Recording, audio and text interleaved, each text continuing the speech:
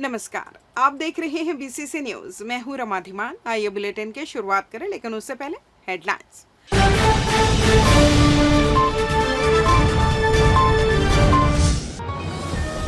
NTPC Sipat में बड़ा हादसा, एक मजदूर की हुई मौत, कई घायल। संभाग कमिश्नर ने की समीक्षा, कृषि, फसल चक्र और जल संसाधन का लिया जायजा। हाईवे की सड़क की जर्जर स्थिति, हाईकोर्ट ने जताई नाराजगी। और सरकारी कार्यालयों में ई फाइलिंग के निर्देश, पेपरलेस हो कार्य। हेडलाइंस के बाद खबरें विस्तार से। एनटीपीसी सीपत पावर प्लांट में बुधवार दोपहर करीब 12 बजे एक बड़ा हादसा हो गया, जिससे पूरे क्षेत्र में हड़कंप मच गया। यूनिट 5 में चल रहे मेंटेनेंस कार्य के दौरान एक भारी प्लेटफॉर्म के अचानक गिर जाने से कई मजदूर उसकी चपेट में आ गए। प्रारंभिक जानकारी के अनुसार इस दुर्घटना में 3 मजदूरों की मौत की खबर सामने आई है, जबकि 5 से अधिक गंभीर रूप से घायल बताए जा रहे हैं। प्रत्यक्षदर्शियों ने बताया कि मजदूर ऊंचाई पर लोहे के एंगल से भाड़ा बांधकर काम कर रहे थे, तभी भारी प्लेटफॉर्म अचानक नीचे गिर पड़ा और नीचे काम कर रहे मजदूर उसके नीचे दब गए। हादसे के समय अन्य मजदूर मौके पर मौजूद थे, जिनमें से कई गंभीर रूप से घायल हो गए। घटना की सूचना मिलते ही एनटीपीसी की रेस्क्यू टीम तत्काल मौके पर पहुंची और दबे हुए मजदूरों को बाहर निकालने का अभियान शुरू किया गया। घायलों को आनन फानन में स्थानीय अस्पतालों में भर्ती किया गया, जहां उनका उपचार जारी है। फिलहाल एनटीपीसी प्रबंधन ने केवल एक मजदूर श्याम साहू निवासी ग्राम पोड़ी की मृत्यु की आधिकारिक पुष्टि की है। हादसे के बाद संयंत्र परिसर में अफरा तफरी का माहौल बन गया। कर्मचारियों में भय और नाराजगी स्पष्ट देखी जा रही है। इस हादसे की खबर फैलते ही मृतक और घायलों के परिजन सहित बड़ी संख्या में ग्रामीण मौके पर पहुंच गए और आक्रोश में सड़क पर चक्का जाम कर प्रदर्शन शुरू कर दिया। क्षेत्र में तनाव की स्थिति को देखते हुए भारी संख्या में पुलिस बल तैनात किया गया है। घटना को लेकर स्थानीय लोग एनटीपीसी प्रबंधन पर गंभीर लापरवाही का आरोप लगा रहे हैं। उनका कहना है कि सुरक्षा मानकों की अनदेखी के चलते यह हादसा हुआ है। सवाल उठ रहे हैं कि मेंटेनेंस के दौरान पर्याप्त सुरक्षा इंतजाम क्यों नहीं किए गए थे। घटना के बाद एनटीपीसी और जिला प्रशासन के वरिष्ठ अधिकारी मौके पर पहुंच गए हैं और जांच शुरू कर दी गई है। वहीं हादसे के बाद एक घायल मजदूर राम प्रताप कंवर को अपोलो अस्पताल में भर्ती किया गया है, जिनके स्वास्थ्य की स्थिति का जायजा लेने पहुंचे मस्तूरी विधायक दिलीप लहरिया ने कहा कि यह एनटीपीसी प्रबंधन की लापरवाही का ही नतीजा है, जिसके खिलाफ कड़ी कार्रवाई होनी चाहिए। साथ ही घायलों को 10 लाख और मृतक के परिजनों को 50 लाख का मुआवजा भी मिलेगा। सीपत एनटीपीसी में बड़ा दुखद घटना हुआ है। ऐसा घटना होना नहीं चाहिए था। ये सीधा-सीधा एनटीपीसी प्रबंधन का ही लापरवाही है। ये मनमानी ढंग से कार्य कर रहे हैं, किसी का सुनते नहीं हैं, चाहे भू-स्थापित प्रभावित गाँव हो, भू-स्थापित हमारे किसान भाई हों, किसी का नहीं सुन रहे हैं। और ठेकेदारों की लापरवाही, मनमानी से ये बहुत बड़ा अप्रिय घटना हुआ है। हाँ, और जो अकुशल व्यक्ति द्वारा कार्य किया जाता है, करवाया जाता है, कुशल व्यक्ति की एक वहाँ ट्रेनिंग होना चाहिए, ट्रेनिंग के बाद कार्य होना चाहिए, ऐसा कुछ नहीं करते, मनमानी ढंग से कार्य हो रहा है और इस दुखद घटना की हम कड़ी निंदा करते हैं। इसमें डबल इंजन की सरकार है, दोनों जगह केंद्र में भी, राज्य में भी सरकार है, कहीं कोई ध्यान इसकी ओर नहीं दिया जाता। ताकि मैं विधानसभा में भी ये मुद्दा उठा चुका हूँ कि लगातार जो प्रभावित गाँव है वहाँ दलदल रहता है, फसल होता नहीं, मुआवजा दिया नहीं जाता, राखड़ का तो दुर्दशा है, रोड का दुर्दशा है, राखड़ उड़ता है, वो हर लोडिंग होता है, सभी चीज़ का मैं अवगत करा चुका हूँ, लेकिन कोई संज्ञान में नहीं लिया जाता, मनमानी ढंग से लापरवाही पूर्वक कार्य किया जाता है। मैं तत्काल में जो घायल है उनको 10 लाख रुपए और जो जिनका मृत्यु हुआ है उनके लिए 50 लाख रुपए मुआवजे की मांग करता हूं सरकार से। छत्तीसगढ़ में महादेव सट्टा ऐप घोटाले के आरोपी शेयर ब्रोकर गोविंद केडिया की जमानत याचिका को हाईकोर्ट ने खारिज कर दिया है। आरोपी ने झूठे केस में फंसाने का आरोप लगाते हुए राहत देने की मांग की थी। वहीं ब्लैक मनी छिपाने में आरोपी की अहम भूमिका रही है। याचिकाकर्ता गोविंद केडिया ने सीनियर एडवोकेट किशोर भादुड़ी के माध्यम से जमानत याचिका लगाई थी। बीते 24 जुलाई 2025 को सुनवाई के दौरान केडिया की तरफ से कहा गया कि उसे झूठे आरोप में फंसाया गया है। साथ ही यह दलील दी जा रही है कि वो जांच में सहयोग नहीं कर रहा है। केवल आरोपियों के बयान के आधार पर उसे आरोपी बनाया गया है और उसके खिलाफ कोई साक्ष्य नहीं है। जमानत का विरोध किया। साथ ही कहा कि केडिया ने घोटाले में उसने अहम भूमिका निभाई है। बताया गया कि गोविंद केडिया महादेव सट्टा ऐप के प्रमोटरों में से एक है। केस के मुख्य आरोपी विकास छापरिया से उसका सीधा संबंध है।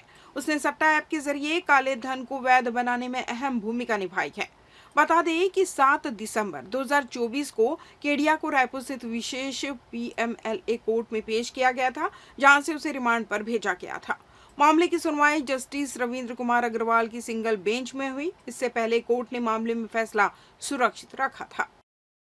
रायगढ़ पुलिस अधीक्षक दिव्यांग कुमार पटेल ने कंट्रोल रूम में जिले के सभी थाना प्रभारियों और SDOP अधिकारियों की क्राइम मीटिंग ली।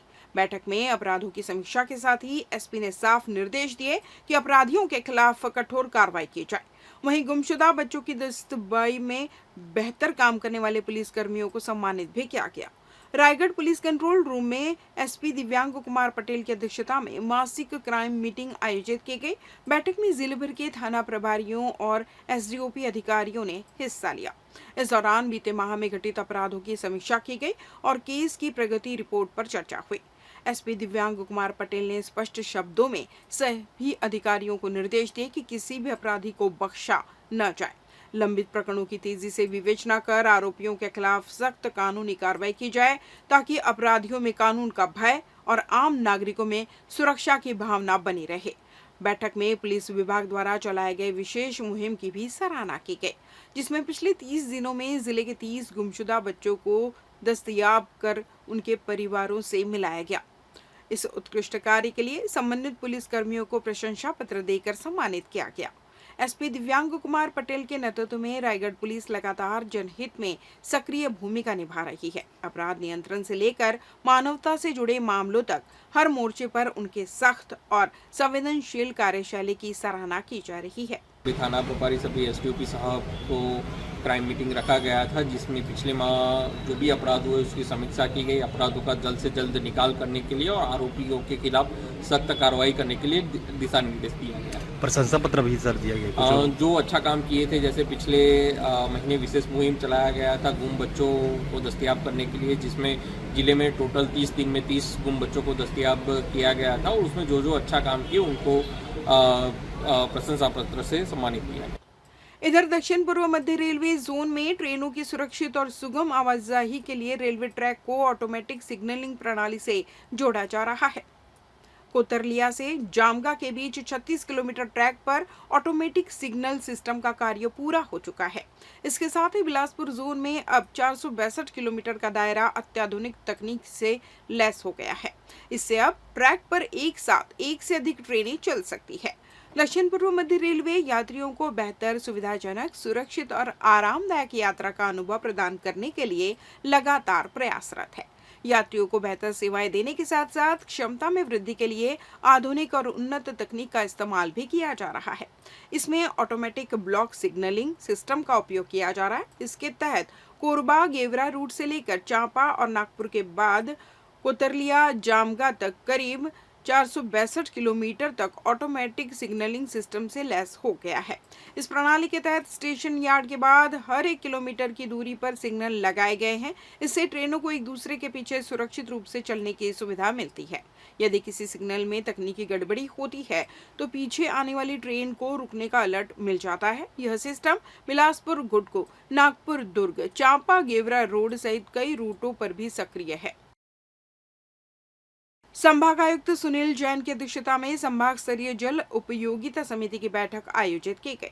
बैठक में जलाशयों की सतह, खरीफ सीजन की प्रगति, खाद बीज की उपलब्धता और फसल परिवर्तन जैसे महत्वपूर्ण विषयों पर चर्चा हुई। बैठक में विधायक जांजगीर व्यास कश्यप, विधायक रामपुर फूल सिंह राठिया, कलेक्टर संजय अग्रवाल, जल संसाधन विभाग के अधिकारी GD रामटेके सहित विभिन्न जिलों के अधिकारी वीडियो कॉन्फ्रेंसिंग के माध्यम से जुड़े। बैठक में बताया गया कि इस वर्ष अच्छी वर्षा के कारण सिंचाई के लिए जल की कोई कमी नहीं है।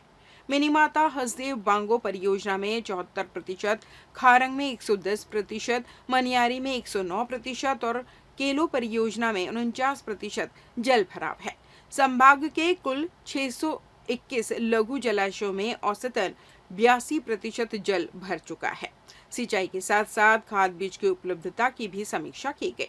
यूक्रेन युद्ध के चलते डीएपी की आपूर्ति बाधित हुई है, जिसके विकल्प के रूप में यूरिया, सुपरफास्फेट और म्यूरेट ऑफ पोटाश को बढ़ावा देने के निर्देश दिए गए। जैन ने एफपीओ के बीज उत्पादन की अनुमति देने के लिए राज्य शासन को प्रस्ताव भेजने के निर्देश दिए। उन्होंने गांव स्तर पर फसल परिवर्तन हेतु कार्य योजना तैयार कर जागरूकता अभियान चलाने और जिले में सम्मेलन आयोजित करने के भी निर्देश दिए। उप मुख्यमंत्री एवं लोक निर्माण मंत्री अरुण साव ने कहा कि गुणवत्तापूर्ण निर्माण के लिए मानकों की जानकारी आवश्यक है। वे रायपुर के नवीन विश्राम भवन में भारतीय मानक ब्यूरो BIS द्वारा लोक निर्माण विभाग के अभियंताओं के लिए आयोजित 2 दिवसीय क्षमता निर्माण कार्यक्रम के उद्घाटन अवसर पर बोल रहे थे।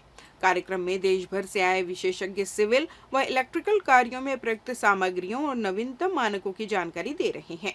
उप मुख्यमंत्री ने कहा कि बदलती तकनीकों और अनुसंसाधनों के बीच इंजीनियर की अद्यतन रहना जरूरी है। सही सामग्री का चयन और गुणवत्तापूर्ण कार्य संपादन के लिए मानकों की जानकारी अनिवार्य है। उन्होंने अभियंताओं से कार्यक्रम का पूर्ण लाभ लेने और कार्यस्थल पर इनका क्रियान्वयन सुनिश्चित करने की अपील की। कार्यक्रम में लोक निर्माण विभाग के प्रमुख अभियंता भट्टपेरे ने कहा कि यह आयोजन अभियंताओं को वैश्विक मानकों से अवगत कराने की दिशा में एक प्रभावी पहल है। BIS के क्षेत्रीय निदेशक सुमन कुमार गुप्ता, वैज्ञानिक मधुरिमा माधव और संयुक्त निदेशक फालेंद्र कुमार भी उपस्थित रहे। सिविल कार्यों में डॉक्टर आदित्य प्रताप सान्याल, ललित गुप्ता सहित विशेषज्ञों ने जानकारी दी, जबकि इलेक्ट्रिकल कार्यों में बाबुल चक्रवर्ती और भावना कस्तूरिया जैसे विशेषज्ञ मार्गदर्शन दे रहे हैं। भारतीय मानक ब्यूरो के द्वारा अलग अलग निर्माण के क्षेत्र के जो मटेरियल है, इलेक्ट्रिकल फील्ड के जो मटेरियल है, उनमें क्या स्टैंडर्ड निर्धारित किया है, क्या मापदंड है, उन सबको लेकर अलग अलग विषय के विशेषज्ञ हमारे इंजीनियर्स को अपना व्याख्यान देंगे। निश्चित रूप से हमारे इंजीनियर्स के लिए लाभकारी होगा और हमारे प्रदेश के लिए भी लाभकारी होने वाला है। लेते हैं छोटा सा ब्रेक।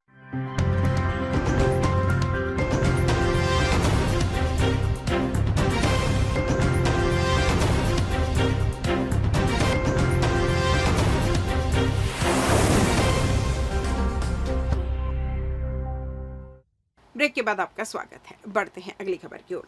रायपुर से बिलासपुर और पेंड्रीडीह से नेहरू चौक तक के नेशनल हाईवे 130 की खराब हालत पर छत्तीसगढ़ हाईकोर्ट ने नाराजगी जताई है। मंगलवार को हुई सुनवाई में कोर्ट ने NHAI के अधिकारियों से पूछा कि क्या उन्होंने कभी इस सड़क पर सफर किया है और क्या उन्हें इसकी खराब हालत नहीं दिखती। अधिकारियों ने माना कि सड़क की हालत वाकई खराब है और फिलहाल मरम्मत का काम जारी है। कोर्ट को बताया गया कि मरम्मत में थोड़ा समय लगेगा, लेकिन सुधार की पूरी कोशिश की जा रही है। वहीं पेंड्रीडीह से नेहरू चौक तक की सड़क भी सुधारी जा रही है। जहां एक और पर्यावरण संरक्षण के नाम पर ग्रामीण अक्सर उद्योगों का विरोध करते हैं, वहीं रायगढ़ में एक अलग ही नजारा देखने को मिला। तमनार क्षेत्र से आए सैकड़ों ग्रामीणों ने प्लांट विस्तार का समर्थन करते हुए कलेक्टर से मुलाकात की। इस दौरान जब पत्रकारों ने सवाल पूछना चाहा तो ग्रामीणों और मीडिया कर्मियों के बीच कहासुनी हो गई। ग्रामीणों का कहना था कि उनके क्षेत्र में प्लांट के लिए भूमि अधिग्रहण की प्रक्रिया पूरी हो चुकी है, लेकिन अब तक उन्हें मुआवजा नहीं मिला है। ग्रामीणों ने साफ कहा कि उन्हें प्लांट से कोई आपत्ति नहीं है, बशर्ते उन्हें समय पर उचित मुआवजा और रोजगार मिले। इसी मांग को लेकर वे कलेक्टर के पास ज्ञापन देने पहुंचे। हालांकि कलेक्टर से मुलाकात के बाद जब मीडिया कर्मियों ने ग्रामीणों से सवाल करने की कोशिश की तो माहौल अचानक गर्मा गया। ग्रामीणों और पत्रकारों के बीच बहस इतनी बढ़ गई कि कुछ ग्रामीणों ने पत्रकारों को गुंडा तक कह दिया। इस व्यवहार से आहत होकर पत्रकारों ने चक्रधर नगर थाने में ग्रामीणों के खिलाफ शिकायत दर्ज कराई। शिकायत में यह भी उल्लेख किया गया है कि कुछ लोगों ने उन्हें जान से मारने की धमकी दी, जो कि अडानी प्रोजेक्ट से जुड़े गुर्गों के रूप में बताए जा रहे हैं। पत्रकारों ने पुलिस से मांग की है कि इस मामले में निष्पक्ष जांच कर दोषियों के खिलाफ सख्त कार्रवाई की जाए। वहीं इस घटना के बाद मीडिया कर्मियों में आक्रोश का माहौल देखा गया। यहाँ देखिए कलेक्ट्रेट में पत्रकारों का समाचार कवरेज के लिए गए थे। इसी दौरान तैनात महाजनों के कुछ अधिकारी प्रायोजित भीड़ लेकर के वहाँ पहुँचे थे और उन्होंने ज्ञापन देने के लिए कहा था कि महाजनों का जो खजाना है उसको जल्द से जल्द चालू करवाया जाए। जब कुछ पत्रकार इस बात को लेकर खबर बना रहे थे तो चूँकि भीड़ प्रायोजित थी तो पत्रकारों के सवाल का जवाब भीड़ कोई भी ग्रामीण दे नहीं पाए। ऐसी स्थिति में वहाँ पर विवाद की स्थिति उत्पन्न हुई और अडानी के और जो महाजनों के वहाँ अधिकारी उपस्थित थे वो सब गाँव वालों को वहाँ से हटाने लगे और उनका कहना था कि पत्रकारों के सवालों का जवाब नहीं देना। इस बात को लेकर के वहाँ पर काफ़ी बहस हुआ। फिर उनके साथ आए हुए कुछ बुजुर्ग लोग वो पत्रकारों को बदतमीजी करने लगे, पत्रकारों को गुंडा कहने लगे और जो साथ में जुमा झटकी करने लगे। इसकी शिकायत थाने में दर्ज करवाई गई है। रायगढ़ में भीम आर्मी भारत एकता मिशन कमेटी के सदस्यों ने 2 अहम मुद्दों को लेकर जिला प्रशासन को ज्ञापन सौंपा। एक और जहां उन्होंने विधानसभा भवन में बाबा साहब की भव्य प्रतिमा लगाने की मांग की, वहीं दूसरी ओर गरगोड़ा थाने के एक पीड़ित परिवार को न्याय दिलाने की मांग रखी गई। भीम आर्मी भारत एकता मिशन कमेटी के प्रतिनिधि अंबेडकर चौक पर एकत्र होकर चौक से पैदल मार्च कर जिला कलेक्टर कार्यालय पहुंचे और 2 प्रमुख मांगों को लेकर ज्ञापन सौंपा। पहली मांग छत्तीसगढ़ में बन रहे नए विधानसभा भवन को लेकर थी, जिसमें संगठन ने बाबा साहब भीमराव अंबेडकर के 25 फीट ऊंची भव्य प्रतिमा स्थापित करने की मांग की है। इस ज्ञापन को विधानसभा अध्यक्ष, राज्यपाल और मुख्यमंत्री के नाम संबोधित किया गया। संगठन ने बताया कि 12 दिसंबर 1945 को बाबा साहब रायपुर के दौरे पर आए थे और उन्होंने आम जनता के हित में कई कार्य किए थे। उनके योगदान और सम्मान को देखते हुए विधानसभा भवन में उनकी प्रतिमा लगाए जाने की मांग की जा रही है। वहीं दूसरी मांग गरगोड़ा थाना क्षेत्र के भरत खंडे नामक पीड़ित परिवार से जुड़ी है, जिन्हें उनके ही पड़ोसी जगन्नाथ ठाकुर द्वारा जमीन विवाद को लेकर लगातार प्रताड़ित किया जा रहा है, जबकि स्थानीय प्रशासन की जांच में जमीन का मालिकाना हक भरत खंडे के पक्ष में पाया गया। इस मामले में पीड़ित परिवार ने भीम आर्मी की मौखिक और फोन के माध्यम से शिकायत दी थी, जिसे लेकर आज संगठन ने जिला कलेक्टर को शिकायत पत्र सौंपते हुए उचित कार्रवाई की मांग की। और हमने यही मांग रखा है कि नया जो विधानसभा में हो तो उसमें बाबा साहब की 25 फीट की भव्य प्रतिमा स्थापित हो, क्योंकि 12 दिसंबर 1945 को बाबा साहब रायपुर यहाँ दौरा पे आए थे और उन्होंने यहाँ जनमानस को कार्य किए और लोगों को शिक्षित किए और उसके पश्चात एक सभा को संबोधित किए जो एक यादगार सभा रहा। तो उनकी सम्मान के लिए हम विधानसभा में चाहते हैं कि उसका भव्य प्रतिमा स्थापित हो। भारत एकता मिशन के द्वारा अभी माननीय राज्यपाल महोदय, मुख्यमंत्री महोदय, स्पीकर साहब को संबोधित ज्ञापन दिया गया है। जो नवनिर्मित वहाँ विधानसभा भवन अभी हमारा जो नवनिर्मित राज्य था वहाँ पे बाबा साहब अम्बेडकर की प्रतिमा स्थापना को लेकर मांग पत्र दिया गया है, शासन हिसाब से संबंधित है, उसको प्रेषित किया जाएगा। रायगढ़ नगर निगम ने डेंगू के खिलाफ जन जागरूकता बढ़ाने के लिए डेंगू जागरूकता रथ का शुभारंभ किया। विगत वर्षों में अगस्त माह में जहां डेंगू का प्रकोप देखा जाता था, वहीं इस बार नगर निगम की सक्रियता और प्रयासों से डेंगू पर काफी हद तक नियंत्रण पाया गया है। रायगढ़ में डेंगू जैसी गंभीर बीमारी के खिलाफ नगर निगम ने एक बड़ा कदम उठाते हुए डेंगू जागरूकता रथ का शुभारंभ किया। पिछले 10 वर्षों से अगस्त के महीने में डेंगू के मामले लगातार सामने आते रहे हैं, लेकिन इस बार नगर निगम की सक्रियता और जन सहभागिता से स्थिति पूरी तरह नियंत्रण में है। इस अभियान के तहत नगर निगम की टीम स्वच्छता दीदी के द्वारा लगभग 10,000 पैम्पलेट शहर के विभिन्न क्षेत्रों में बांटे गए। दीदी टीम की सहायता से यह जन जागरूकता सामग्री सीधे लोगों तक पहुंचाई गई, जिससे वे डेंगू से बचाव के उपायों को समझ सके। नगर निगम के अनुसार इस बार अगस्त माह में अब तक डेंगू का एक भी मामला सामने नहीं आया है, जो कि उनकी सूझबूझ, समर्पण और लगातार प्रयासों का परिणाम है। शहर की जनता भी इस अभियान में सक्रिय भागीदारी निभा रही है। नगर निगम ने सभी नागरिकों से अपील की है कि वे अपने आसपास साफ सफाई रखें, गंदा पानी जमा ना होने दें और मच्छर जनित बीमारियों से बचाव के लिए सतर्क रहें। एकजुट प्रयासों से ही डेंगू को जड़ से समाप्त किया जा सकता है। अपनी तैयारियों को और अच्छी गति देते हुए आज डेंगू रथ का शुरुआत की है, ताकि लोगों में जन जागरूकता फैल सके।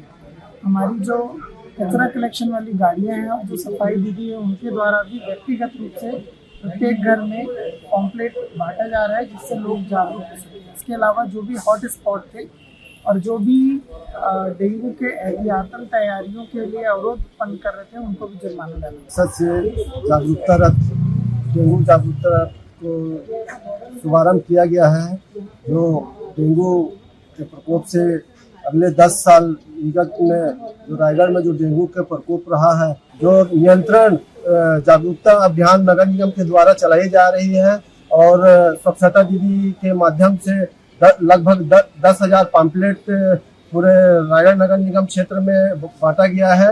और जो अगस्त महीना में जो डेंगू का प्रकोप रहता है, ये इस दफे ये नगर निगम का अथक प्रयास और रायगढ़ की जनता के जो सहयोग मिले से आज 0% अभी तक एक भी डेंगू का कोई केस नहीं आया है।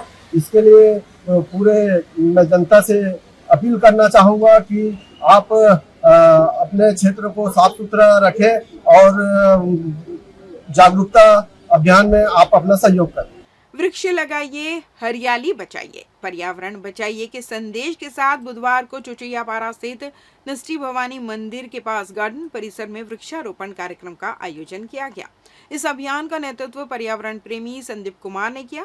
कार्यक्रम में बड़ी संख्या में क्षेत्रवासी युवाओं और बच्चों ने भाग लिया। सभी ने मिलकर गार्डन परिसर में विभिन्न प्रकार के पौधे लगाए और पर्यावरण संरक्षण की शपथ ली।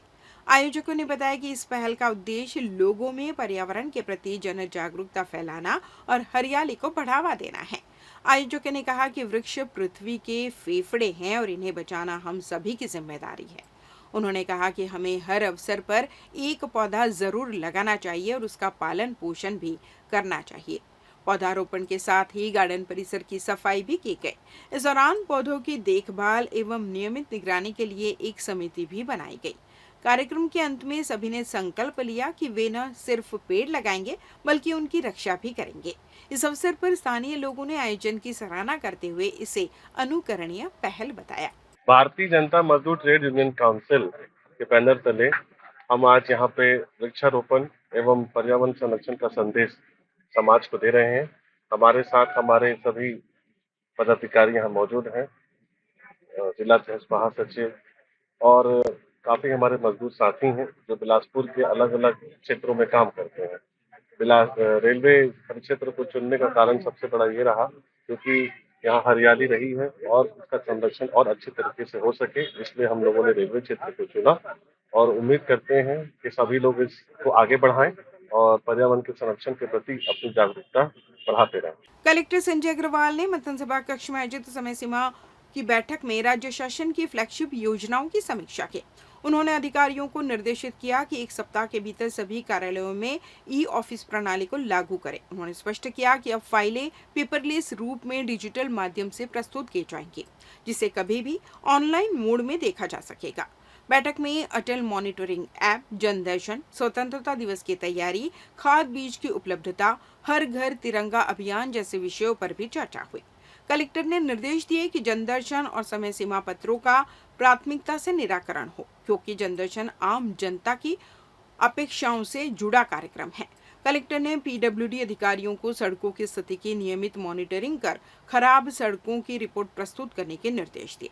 नगर निकायों के सीएमओ को पेयजल और सफाई व्यवस्था दुरुस्त करने के साथ प्रॉपर्टी टैक्स वसूली 100% सुनिश्चित करने के निर्देश दिए। इसके अलावा राज्य स्थापना की रजत जयंती वर्ष के आयोजन की तैयारियों, परीक्षा केंद्रों में समय से मिलान की गई दीवार घड़ी लगाने जैसे निर्देश भी दिए गए। बैठक में निगम आयुक्त अमित कुमार, जिला पंचायत एसडीएम और विभागीय अधिकारी उपस्थित रहे। इस बुलेटिन में बस इतना ही। अगले बुलेटिन में आपसे होगी फिर मुलाकात। तब तक मुझे दीजिए विदा। नमस्कार।